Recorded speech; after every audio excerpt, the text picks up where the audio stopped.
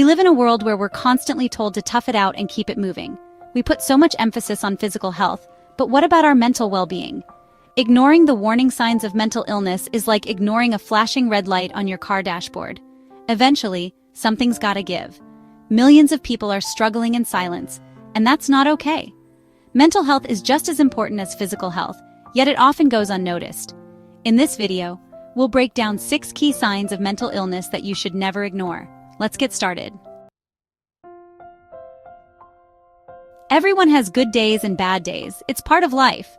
But when someone you care about starts having drastic mood swings, like they're on an emotional roller coaster, that's when you need to pay attention. I'm talking about going from happy-go-lucky to withdrawn and irritable, almost overnight. Or maybe they were always full of energy, and now they can barely drag themselves out of bed. These aren't just bad moods. They could be signs of something deeper, like depression or anxiety. One of the clearest indicators of mental illness is an unexpected change in mood. If someone who was once cheerful and engaged suddenly becomes withdrawn, it may be a sign of depression or another mental health condition. A simple, "Hey, how are you really doing?" can be a lifeline for someone who's struggling. You never know what someone is going through until you ask. If you notice these shifts in yourself or someone else, check in. We all have those days where we feel swamped, right? Deadlines piling up, errands to run. It's enough to make anyone feel overwhelmed. But when everyday tasks, the stuff we used to handle without a second thought, suddenly become impossible hurdles, that's a big red flag. This isn't about procrastination, it's about something much deeper. If someone is constantly feeling drained, missing deadlines, or losing interest in things they once loved, they might be struggling with depression or anxiety. Think about it. Someone who used to love their hobbies, who was always on top of their game, suddenly starts neglecting their responsibilities. They're calling in sick more often, their performance is slipping, and they just seem lost. That's not laziness, folks. That's a cry for help. Mental illness isn't just feeling lazy. It's an actual condition that affects energy, focus, and motivation. Our physical and mental health are intertwined, and nowhere is that more apparent than in our sleep and eating habits. When you're stressed out, what's the first thing to go? Sleep, right? You're tossing and turning all night, replaying every worry in your head. Or maybe it's the opposite. Maybe you're exhausted all the time, sleeping way more than usual, but you still feel drained. Insomnia, oversleeping, loss of appetite, or binge eating can be linked to conditions like depression, anxiety, or even PTSD. Some people, when they're struggling, they lose their appetite altogether. Food doesn't appeal to them, they're losing weight, and it's concerning. Then you've got the opposite end of the spectrum, emotional eating.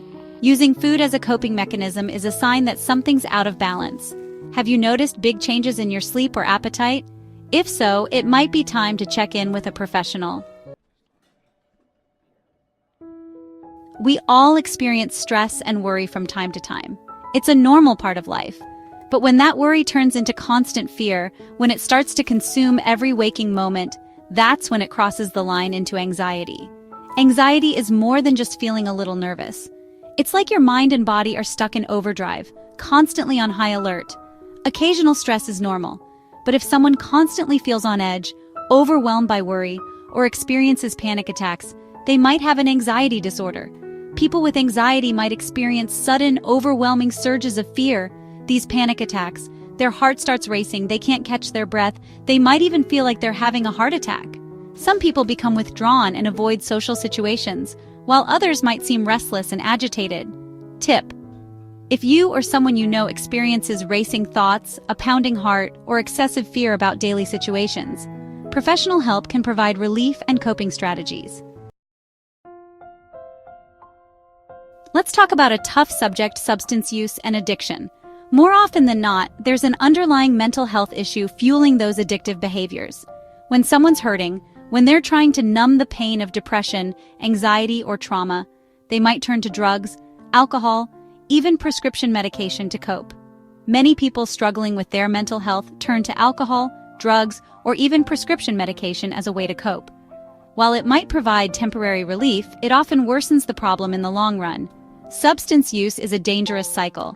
It doesn't address the root cause of the pain, and in many cases, it only makes things worse. If you notice someone drinking more, using substances to escape reality, or relying too much on medication, it's time to have a conversation and offer support. Mental health and substance use are deeply connected, and addressing both is crucial for recovery. This is a tough one, folks, but we need to talk about it. Suicidal thoughts. These are not attention-seeking behaviors. These are cries for help, and they need to be taken seriously, every single time. If someone you love starts talking about feeling hopeless, like they're a burden to others, like they'd be better off dead, those are not words to be taken lightly. If someone talks about feeling worthless, hopeless, or even expresses thoughts of self-harm or suicide, take it seriously. These are not just cries for attention. They are urgent calls for help.